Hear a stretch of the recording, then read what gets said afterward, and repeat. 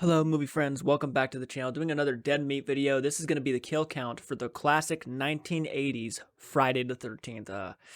Yeah, I can't wait to watch this one. Of course, I really enjoyed the Killer Clowns from Outer Space one he did. It really neat to hear his opinion. So we're going to go ahead and dive into this thing. Of course, if you like this type of content, hit the like button. Subscribe to the channel if you're new to the channel. We post as often as we can. We keep it retro. We do it. And we really enjoy being ourselves. So without further ado, let's dive into his kill count for Friday the 13th. All right. 3, 2, 1. Now.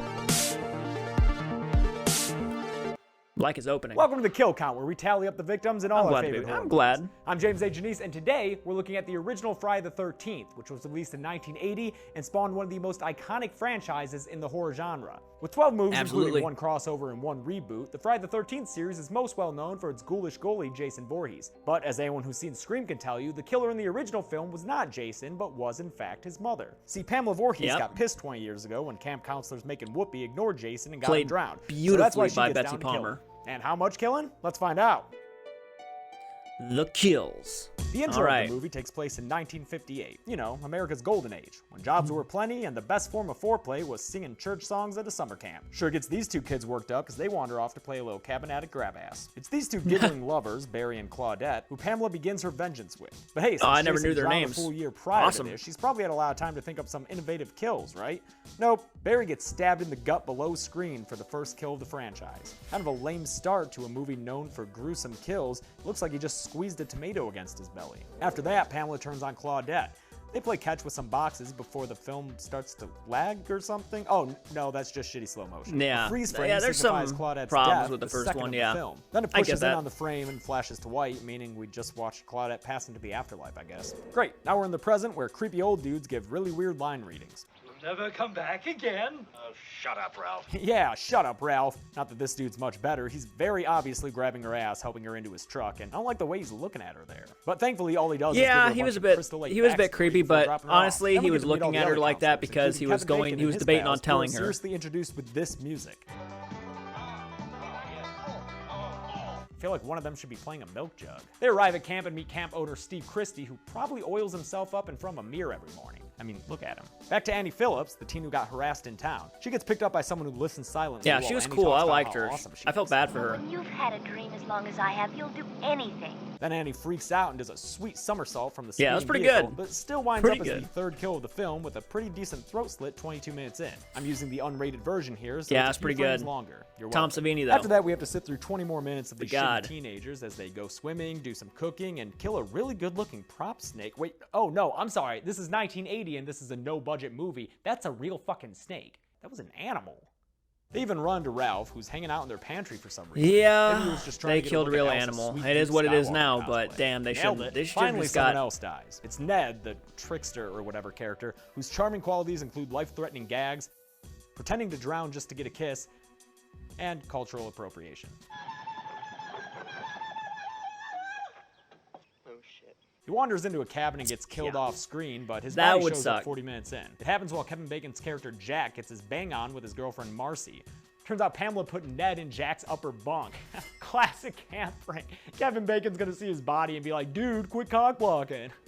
But actually, Bacon doesn't see it, so instead of Ned's body, sexy times is cut short by a full bladder when Marcy leaves to pee. Jack takes the opportunity to smoke a joint, getting relaxed long enough for Pamela to grab his head and stick an arrow through his neck from below. It's a very iconic death, but I always laugh at the mental image of Pamela sliding her way under the bed just to be able to do this. Whatever, ignore the logistics and just enjoy this death again. Good stuff, Tom Savini. Then we get 2 straight minutes of the Marcy Standler underpants party before she joins the Vic list with an axe to the head. Another truly fantastic kill. Where was this kind of makeup for those first 2 kills, guys? Meanwhile, there's been a game of strip Monopoly going on between Brenda, Bill, and Alice, but it gets shut down by Mother Nature. I actually used to have a crush. I kind of still do on Alice. I'm not gonna lie. Right? Nah, he's back in town eating pancakes or something. Stuck in a diner because it's raining, or someone is just spraying a hose back and forth on that car, but let's pretend it's raining. Despite the stormy weather, Brenda gets lured outside by a creepy voice. Yeah, that shit you never. That'll break your reading concentration. She wanders outside and I ends would up looking never. like a creepy wet porcelain doll on the archery range. Cutaway in a screen means she's probably getting killed, but we'll wait for confirmation before we add her to the kill count. Don't worry, we get an on-screen kill soon enough when Steve Christie heads back to camp and gets stabbed below screen? What? Yeah. What the hell, Friday the 13th? I thought we were in for some gruesome kills. I mean, I understand the first two, you wanted to set a false sense of security or whatever, but come on. Body Oil He deserved Steve better. was just asking for a gruesome kill. Yeah, At this he point, deserved down better. to final girl Alice Hardy and her kinda but not really love interest Bill Brown. They separate, but they're reunited when Alice opens the door and finds Billy Boy pinned to the door with arrows. I don't know if he got shot against that door or if he was killed and then pinned up to it like a list of grievances, but either way, it's a memorable kill. Then, Yeah, for I whatever figured. reason, I Mrs. figured he was Voorhees just hung shuts up there Brenda's body by through like the a window coat hanger like or a something. brick with a warning on it. She's got like holes in her and a rope around her. I don't know. I'm honestly just distracted by the actress moving around there. It's after all this that Alice finally meets Mrs. Voorhees face to face.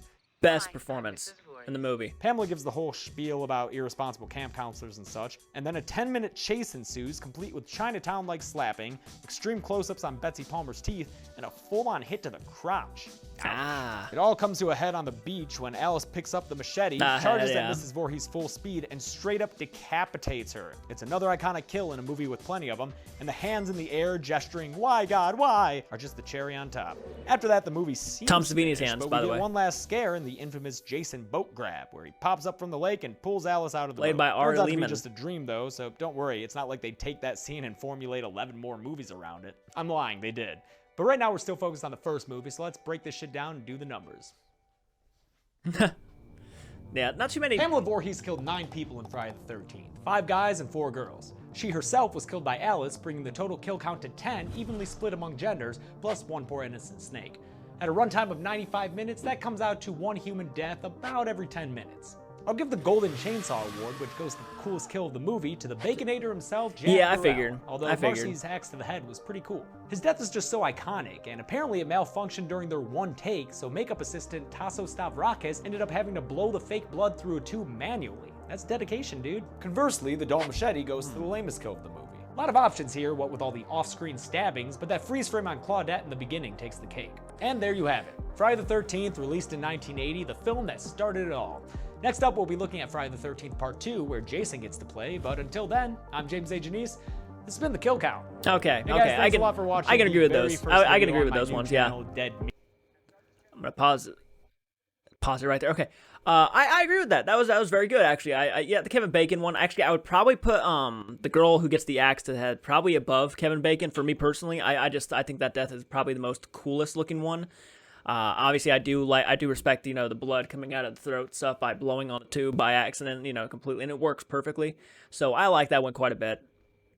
Definitely really enjoyed that for sure. Yeah, the freeze frame stuff where, you know, people are getting stabbed and they, like, you know, especially the girl in the beginning. He said her name, which is surprising. Like, was it Claudia? I can't remember, but she gets like stabbed and the screen goes white and stuff, and that's the first 2 kills of the movie. Yeah, those are pretty lame. I get that one. I get those ones. Yeah, those really weren't all that memorable. They're memorable, but they're not definitely none of the greater kills in the movie. I also like the girl who gets her throat slit in the beginning. That was pretty cool, and I did like the character a lot because she did seem like she was wanting to be actually genuinely helping these kids and stuff. She had a passion for it, so it was even more kind of heart-wrenching when she gets killed the way she does. And I had a crush on Alice. He tried to ruin it by comparing her to Mark Hamill or his hair, but I actually had a crush on her back then, so But anyways, guys, comment down below. Let me know your thoughts. What was your favorite kill? What was your least favorite kill in Friday the 13th? Let me know down below. I'm curious to hear your opinions, of course. And we post as often as we can. So if you're subscribed, you'll always be notified, especially if you hit that bell notification, you know. So until next time, folks, take care. Keep it retro, movie friends, and I'll check you guys out in the next video.